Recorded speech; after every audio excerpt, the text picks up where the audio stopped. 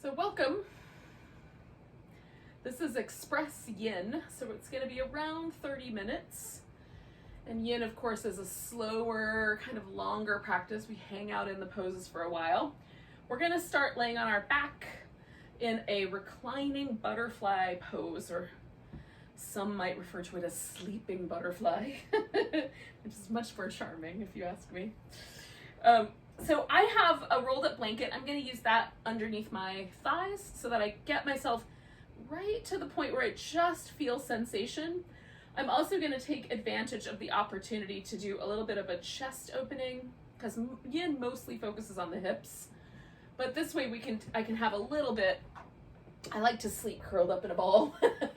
So often in the morning it feels really nice to kind of open up. What am I saying? It feels good all the time.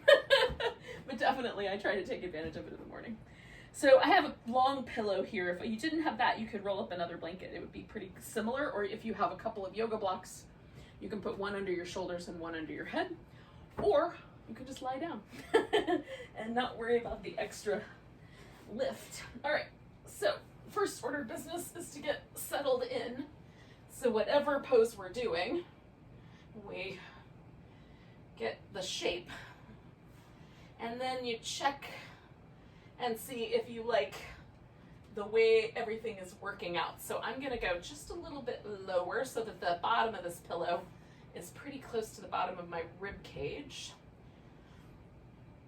And the sensation in my inner thighs starts just about at that point where they're held. So I'm gonna put the blanket quite high up. And then if this softens, and sometimes it does, then I might push the blanket a little lower down so that there is a little bit more opportunity for that kind of inner thigh stretch. So I've got a little bit of a sensation of opening across the front of my chest. It's a deep shoulder stabilizer muscle kind of action, which doesn't have a lot of sensory nerves. But I can definitely feel, if I pay attention, I can still feel this kind of sense that my arm bones and my shoulder blades are kind of being allowed to fall backwards and out to the side of it.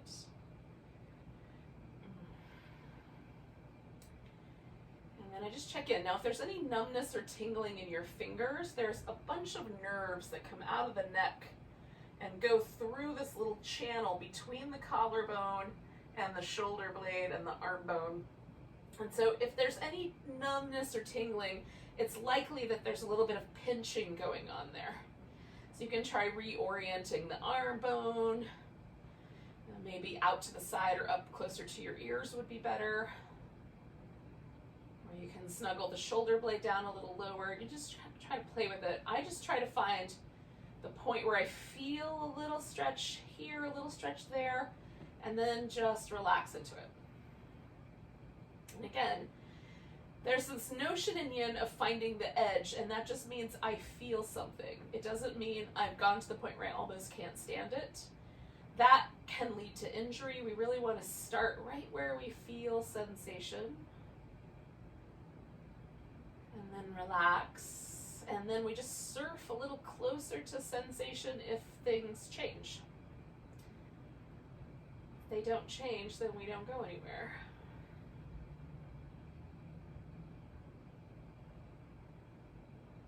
I'm going to stay for about 2 more minutes here, just letting go into the shape.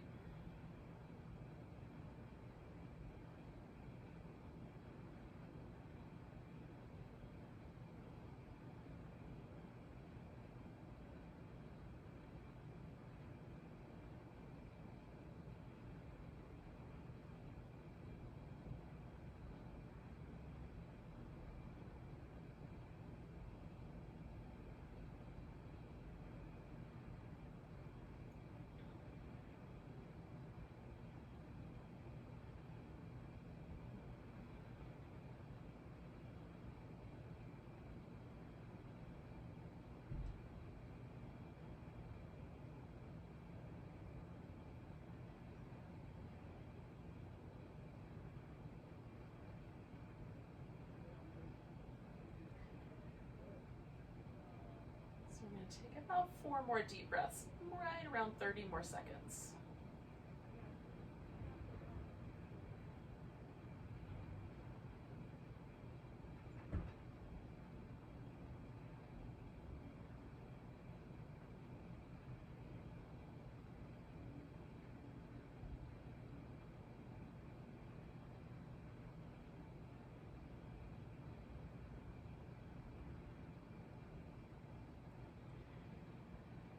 Now all I'm going to do with the legs is just straighten them out. I'm going to let them rest over that blanket for just a moment. You can add movement right away or just pause for a second and then do a little bit of movement. For my back, I'm just going to roll over to the side and slip this guy out and then come back onto my back and stay there for a bit. Okay. So I'm going to leave this blanket here, but I'm going to move it just a little bit lower down, so it's more like kind of under my knee. And then I may or may not decide to keep it there, but it'll be there just for a little tiny bit of under the knee support in the event that that feels nice. So I can feel this kind of sense of my upper back kind of spreading out a little wider. It feels like my arm bone has dropped a little more into the socket, a little more so on one side than the other. But just, notice those kinds of things. Just pay attention to how the poses make you feel, what kinds of physical shifts you notice, but also, maybe just in general, do you feel a little more calm, having spent a little bit of time breathing? Are you agitated? Do you feel like you should go to get your to-do list out? All of the above things could happen along the way. All right, so we're gonna stretch our arms out and legs out, so we kind of create, big stretch, and then we're just going to bend the body over to one side so that we sort of resemble a banana if we were looking from the ceiling down. Now, there's lots of possibilities for the arms and the kind of upper part of the ribs. So you could bend at the elbow, take the arms out more like kind of a cactus shape, like a swallow, or you could, hold on to the wrist or lace the fingers together. You can certainly drop the arms all the way down as well. That's a possibility. That might be nice. And then the legs, like the outer part of the hip all the way down the thigh, it might be that I have enough there. It could be that if I crossed the outside, so I curved towards the left, which means the left side of my waist is kind of curling in on itself. So I would take my right leg and cross it over the left leg at the ankle. And then when I do that, there's this just a little bit more sense right through this kind of outer hip and thigh that there's a little more stretch there. So you can test out for yourself what you think will be the best answer. And usually I like my arms over my head, but for today it's feeling nicer to have my right arm sort of reaching out to the side.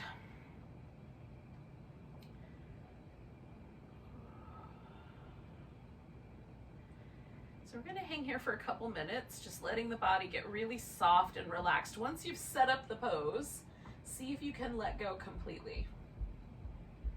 If it feels like your body wants to tense up, try changing the pose just a little bit. We're looking for that sort of sense of yin is very receptive. It's a little bit more like a kind of a surrender or a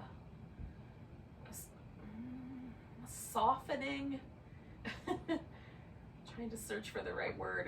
I'm not quite getting it, but hopefully that makes sense. With the more powerful forms of yoga, we use the muscles. We kind of grip the muscles towards the bone. There's a lot of action.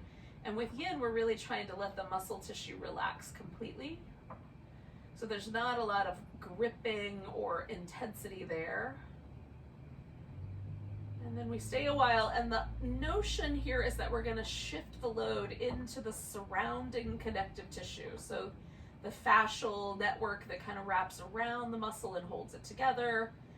And different places in the body have different muscle fiber directions, and there's fascial networks that hold all of that together. So like in the spaces in between my ribs, there's the intercostal muscles on the outer side. There's also an inner intercostal muscle and some tissue in between, but the fibers go in different directions. So if I were standing on the bottom of my rib cage on the outside, I think the fibers go up towards my shoulder, and on the inside they go the opposite direction. So the fiber direction of the muscle, the connective tissue, the kind of general way the body's kind of woven together, that's part of what we're noticing with each of these shapes. Like, how does the tissue get stretched when I breathe? So like the obliques, the outer obliques have a different fiber direction than the internal obliques on the sides of the waist. There's different muscles in the outer hip, the glute medius, glute minimus, the connective tissue that kind of holds that together. And so we might start to get some inclinations as you breathe about how those fascial networks work around and between muscles. But if we're really gripping with the muscle tissue, it's harder to feel those kinds of things. And then the notion is that we hang out here for a while, and then because of the way we're putting stress on the tissue, it will hydrate as a result. So it will pull water towards itself as a result of the stress that we're putting the tissue under. So that's the notion. Let's see how it goes. We're going to take 3 more breaths here, and then we'll switch to the center again.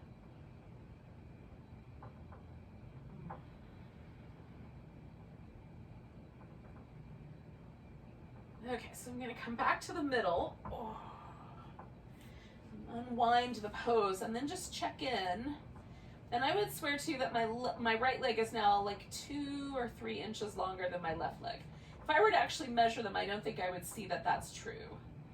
But there's a sense, right, that there's been a release in the flank tissue, all of the muscles from those intercostals I mentioned, the obliques, the outer hip, down the outer part of the thigh, that gives my whole body a sense of having been sort of gently stretched out.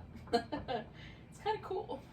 So I'm going to do this little windshield wiper back massage thing first, and then I'm going to stretch out and do the other side.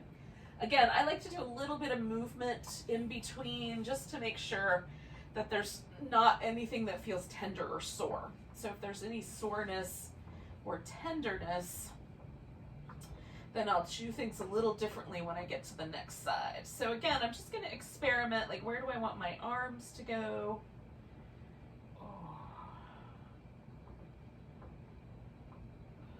What angle do I like my head at?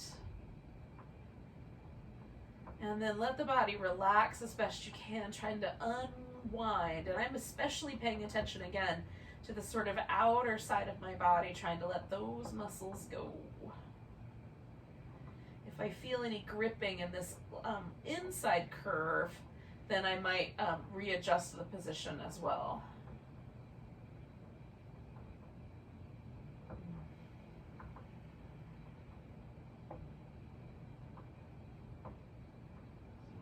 Go for a couple minutes here.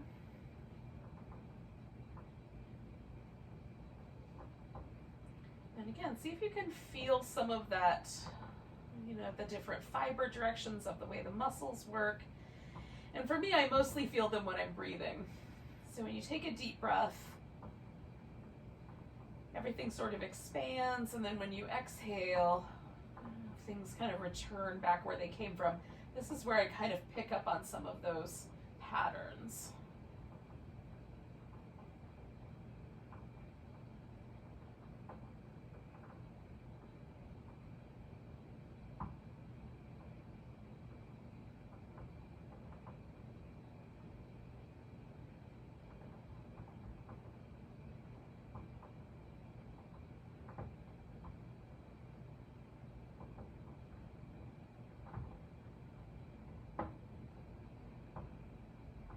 The intercostal muscles in between the ribs are secondary breathing muscles. Primary breathing muscle, of course, is the diaphragm, but the intercostals allow us to take a really deep breath. So if you were to really take that breath, it's super duper deep. You'll feel how your rib cage kind of adjusts to make that possible. Notice how it might be slightly different on each side. And then as you let go, feel how the ribs kind of settle back.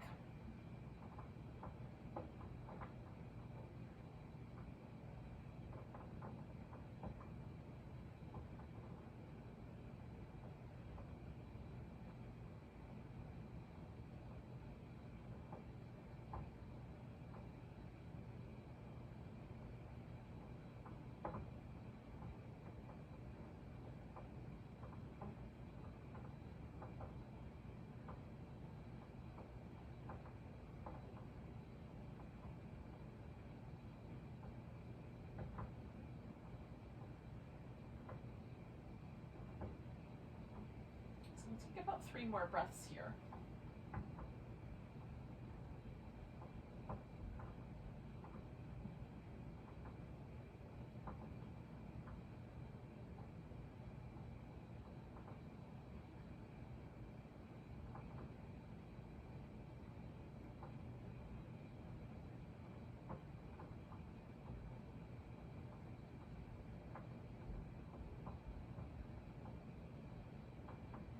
And then we'll just take ourselves back to the center, and then you can kind of check out and see if you felt a difference last time. Does it feel like it's a little more symmetrical this time?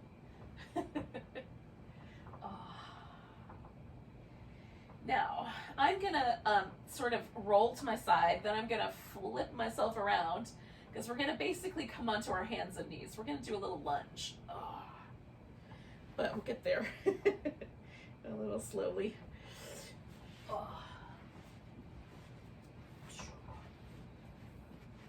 So before we get to the lunge, if you want, you can move your back around a little bit through some little cat shapes, because they feel so nice.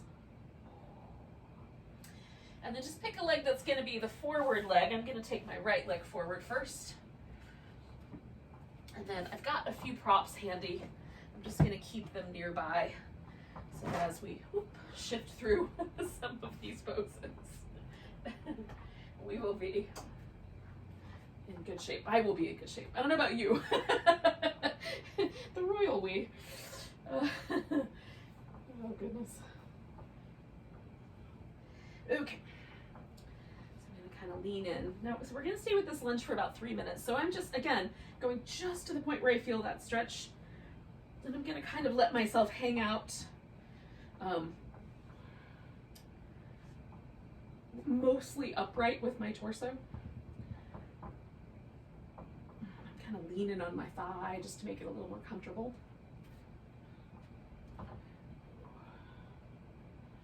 Using blocks as an armrest. You don't have blocks, maybe a piece of furniture would work better. Whatever you got nearby. Those big blow-up exercise balls make good props. You can kind of lay your arm up on those.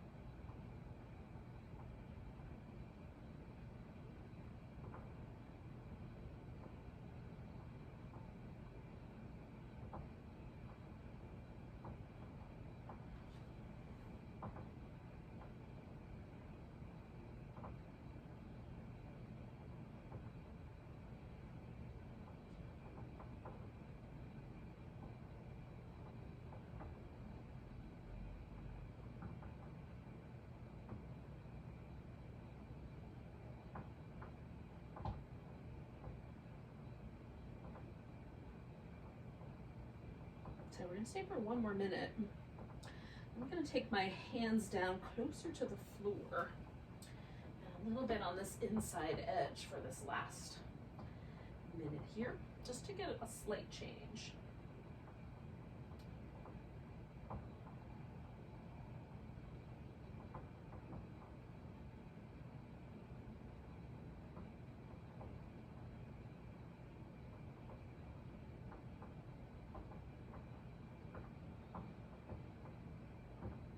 Okay, so we take 2 more breaths. Now, I'm going to turn this pose into a swan. So you might know this pose better as pigeon. So I'm taking my front leg across. I'm going to use my blanket under my hip over here. Now, you can pull your foot in as close to your hip as you like. There's no exact right angle that the leg should be at. Just whatever is comfortable for your knee and your hip. And then that guy you might want to stretch back. I like to lean again, sort of into something so I have a little opportunity to support myself. You can also put your elbows down on the floor and just kind of lie down over your leg. You just want to find the right amount of sensation in both in the hip flexor here, but also in the external hip rotators and the glute over on the side of your hip there, in this case, my right leg. For you, it could be the left, depending on which one you started with.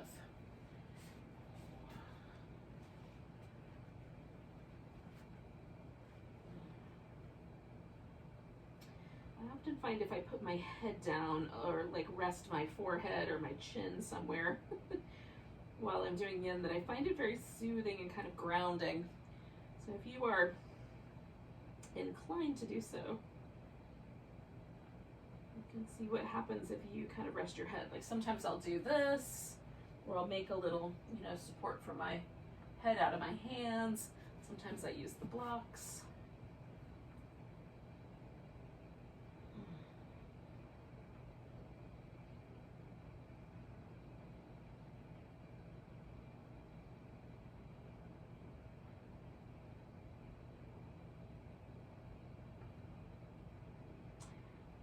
I'm going to stay for another minute or so.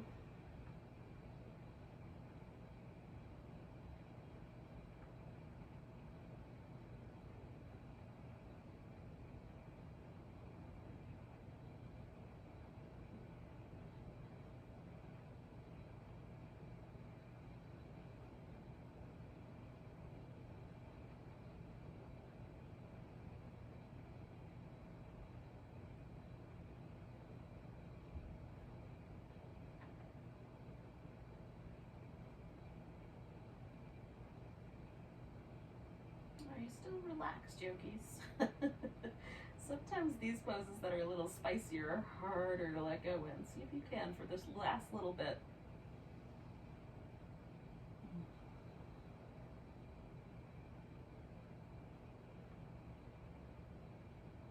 And just 3 more breaths.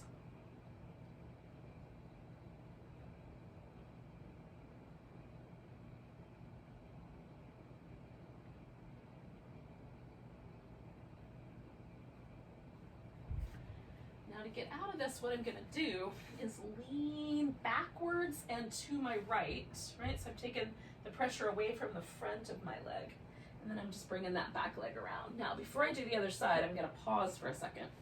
Again, I always like to pause. So sometimes I'll link a couple poses together, just like we did those two. But then after that little link, pause, let your body relax, feel. Like, was that good? Or is there anything that feels like painful, numb? Is there a burning sensation anywhere? We're going to try to avoid those sensations.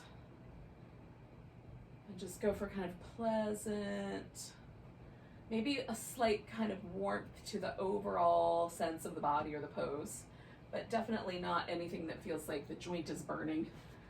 All right, well, we've got to do our lunge on the other side. So now my left leg's going to be the leg that's up front, and my right leg will be the one that's on the bottom.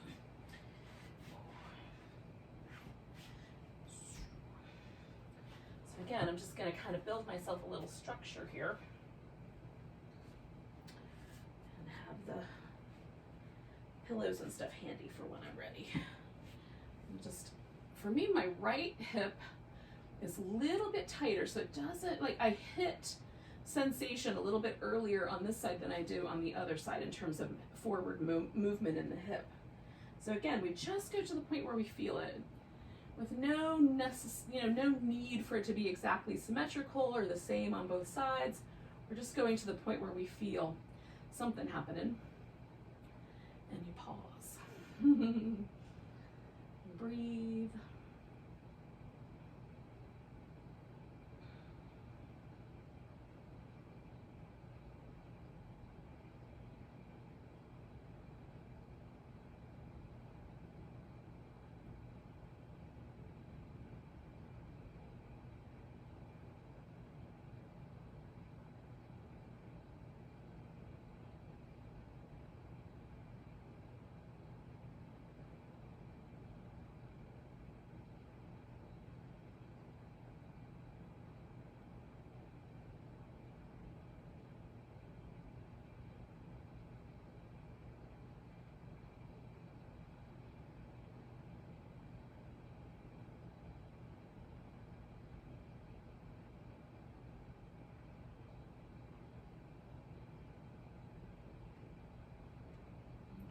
going to stay for about another 4 breaths. I'm going to, again, go down a little bit lower for this last little bit. And this side doesn't take much for me to feel that intensity increase.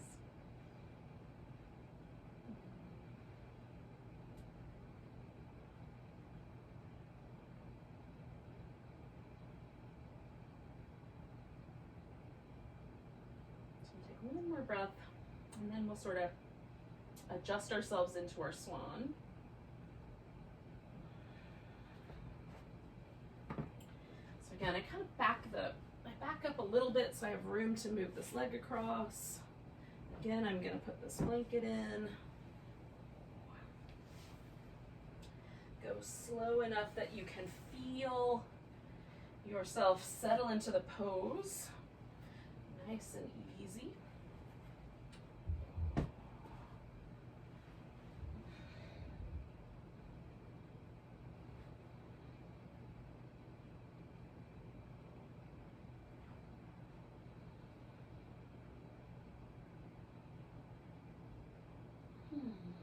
And then we just let go and breathe for a few minutes. Try to get as soft as you can. These are a little bit more challenging, I find, for that sense of really letting go and relaxing, but we're going to do our best.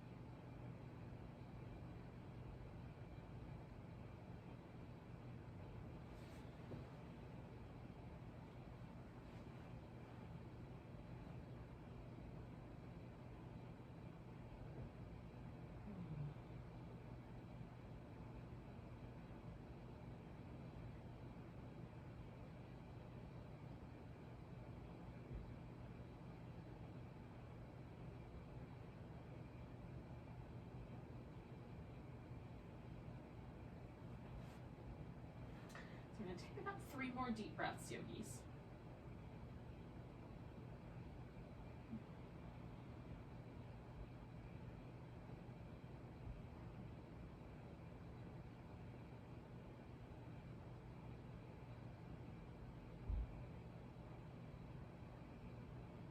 So I'm going to kind of lean again backwards and then bring that leg around. And let everything kind of softly rinse out. Now, so our practice today has been largely, we did the first pose, which was for our inner thighs, then we did the banana along on the outer side of the hip, and then we did this kind of combination of the kind of front of the hip, hip flexors, and this external hip rotator back to our outer hip. So these areas of our body are also correspond to the kind of acupuncture meridians for the liver and the gallbladder, which are sort of channels for dealing with stress and frustration. So when these channels are balanced, we feel content and, relatively peaceful. When these channels are challenged, we might have kind of anger or we might have frustration. I like to call them the pet peeve channels, where like everything is irritating. So I don't know how it worked out, but hopefully, in addition to a physical benefit, we might feel a little bit of those slightly more peaceful vibes. So I'm gonna lie down over the bolster. I'm gonna put that under my legs. I'm gonna put a little blanket over the top of me. And then, just because it's chilly, And that will make a little bit warmer. And then we're just going to relax for a few moments. So this is corpse pose or shavasana. You can make it into starfish pose if you want to by kind of widening out the legs and the arms. I find that really nice. So I'm gonna, with the with the structure of this little pillow under my legs, I'm gonna go out just a little wider than I normally might and let my arms kind of go out akimbo, which is one of the best words ever. And then let yourself relax in that sort of state for a few moments, just letting everything release. And so for me, there's very little tug, there's no real sensation, which is exactly what we're going for. Just the least amount of sensation possible. Nothing that feels like a stretch. Just an opportunity to relax, get soft, and let go.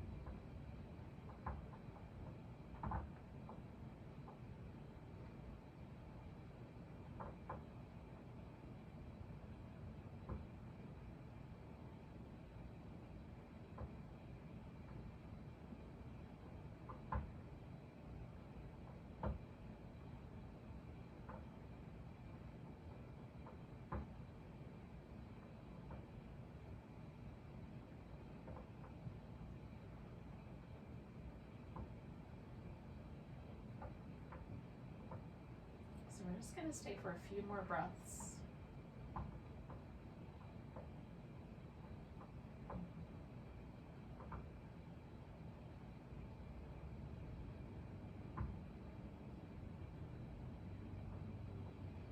Take a nice big breath all the way down to your tiptoes.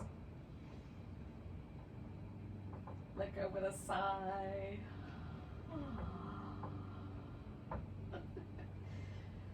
And then we're going to wiggle and stretch and move around.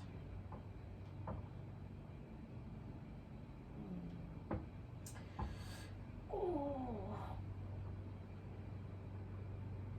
Oh.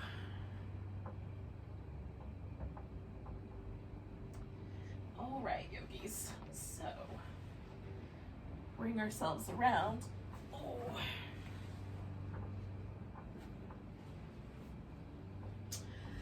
So thank you for joining me for a little express yin.